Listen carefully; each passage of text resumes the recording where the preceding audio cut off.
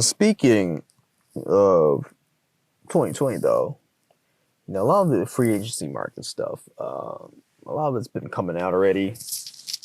And the one team I guess I want to talk about is the Atlanta Hawks, right? Because they've been making some moves, right? Definitely making some moves, right? You got their draft pick, where they drafted. I don't know how to say his name, Okongwu or whatever. I probably butchered the shit out of that name, right? That was pretty bad. Onyeka Okongwu. But they drafted a young center. They have a center already, what they're paying a lot of money to in Clint Capella. They are signing, Gallinari. They just got Bogdanovich.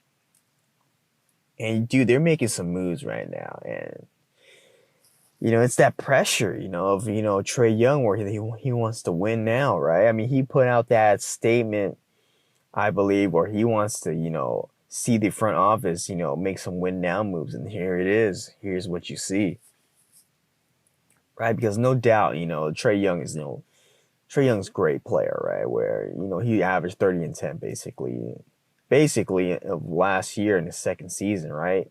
I mean, he will forever be linked to Luka Doncic, right? I mean, so for the Hawks to trade down and get Trae Young instead of Luka Doncic, right? You have to make the move work, basically, right? Because you don't want to be the guy who passed on a greater player because he just doesn't fit, I guess, the culture of where the team is at. Basically, it's kind of like the dynamic. I mean, don't get me wrong. Trae Young, Luka, they're both great, but Luka Doncic in Atlanta, right? I mean, he would fit, I guess, better because in Dallas. Because first of all, dude, like, Dallas's last superstar was Dirk Nowitzki, right? A foreign player, right? So of course they're gonna be more friendly towards Luka Doncic, right? In terms of basically believing in him, right? Compared to Trae Young, American, where who's the last superstar on the Atlanta Hawks, right? Like, just think about it. Who was the last one, man? It goes all the way to Dominique Wilkins, basically. I mean, just think about it. Jeff Teague, Al Horford. Those guys aren't superstars, right? I mean, going back further, Josh Smith, Joe Johnson. Those guys are not superstars, right?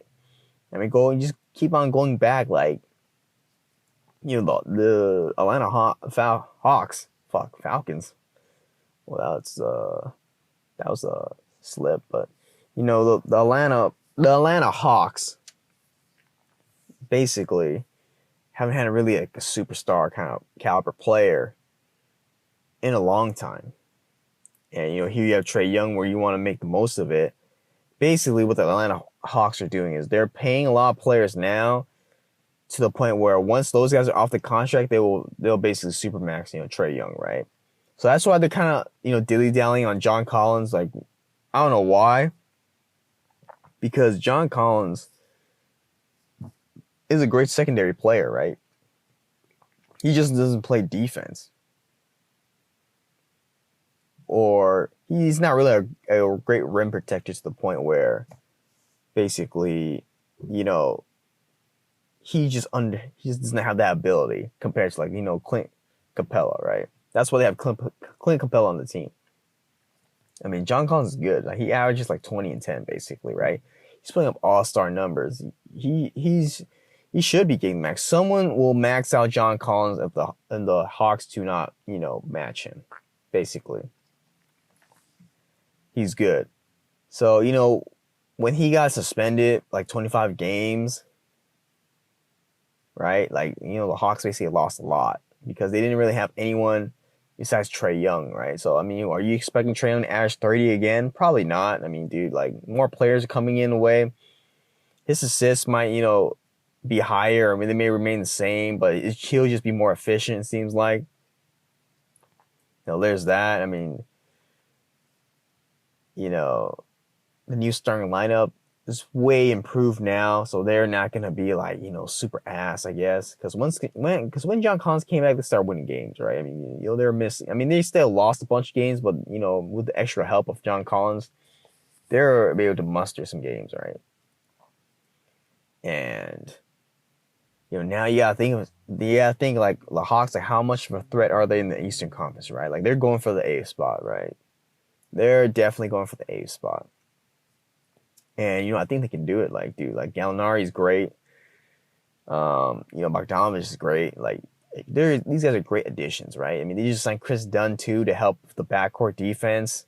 I don't know if they're gonna start Chris Dunn and have him as the primary defender while Trae Young is, switched on, and he gets switched off to like just like a wing player where they don't really do any movement, just to mask him on defense.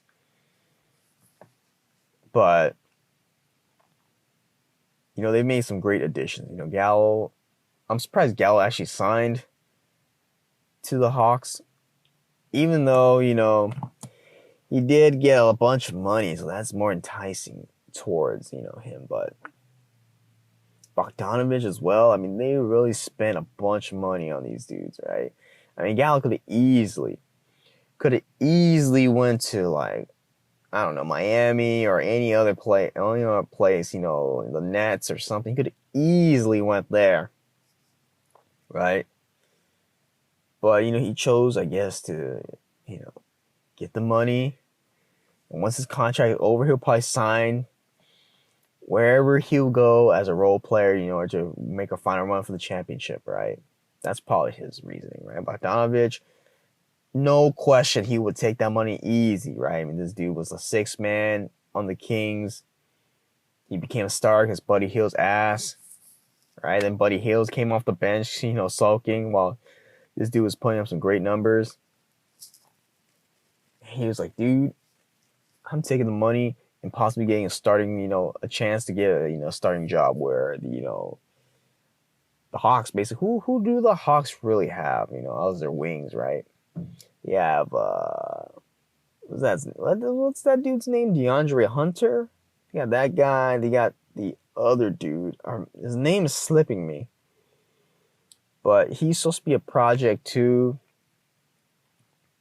where he's supposed to potentially be a grade 2 wing player. I forgot his name, but he just from his play last year, he wasn't really that great. But he's still young, and he's still working out the kinks of how to find his way in the league, basically. So we'll see what happens with the development when it comes to the Hawks, but they're looking pretty good right now. They're looking pretty good. They added veteran leadership, defensive anchors, 2 defense anchors, the draft pick and Capella. I mean, we haven't even seen Capella play because the dude was injured, right? So now he gets a fresh start on the Hawks, because the Rockets are basically playing some bullshit with the pocket rocket stuff, or they're basically, their center was PJ Tucker, and he was 6'7", and everyone was basically 6'7", right? 6'7" or under. And they just played better without Clint Capella. So, and there's that, right? I mean, he could possibly be traded too. Who knows, like, what's gonna happen? Maybe the Hawks, accumulate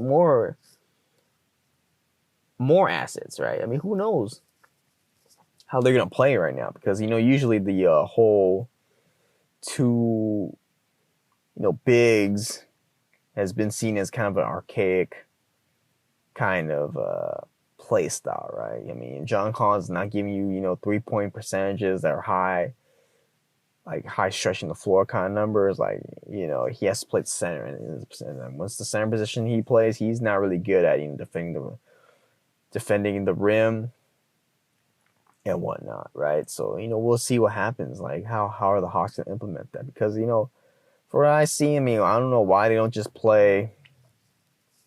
I don't know why you can't just start those 2, right? I mean, for me, like, dude, NBA, like, he needs to be more variety in a way where, dude, everyone plays the same style, dude, basically, and it sometimes gets boring to watch. So I mean, I just hope the Hawks can implement them, because you could implement those 2 in the same. I mean, can't you just double pick and roll both of those guys like easy, alley oops basically? Because the amount of threat that Trae Young can give you from his, from him stretching the floor and stuff like that. I mean, it's easily, it's easily freaking can easily be done, right? To vary it up their offense and improve everything. Because now you have Gallinari and Bogdanovich as a offensive threat.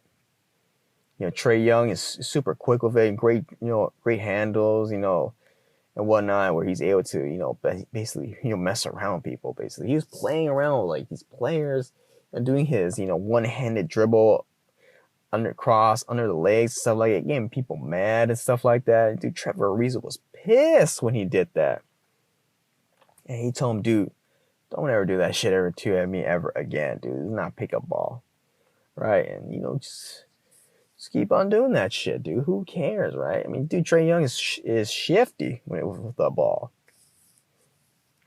He really does need to work on his shot selection, though, because all those pull-up threes he does, it's kind of stupid. Like sure, makes it in, but he's like he's not the level of efficiency as kind of Steph Curry, and Dame Lillard, I believe, right? I mean, from what I remember, I don't think he was even hitting 35% from three. Right? I may be wrong on that. I think I'm right on that. But he needs to really work on that shot selection, bro. Like, it's all fun and games because now you're the only dude on the team who can, score like that. Yeah, but, now we'll see what you're really made out of now. Now that you have caliber help, we'll see what you're really made out of. And now I think the Hawks are gonna make the playoffs next season, dude. They got enough, and it's the East too, like, dude. And what do you gotta worry about for the East? Your competition is with the Wizards. Your competition is the Hornets, and that's really not too much of a bad competition because I don't even think the Hornets are gonna even make the playoffs next season, right?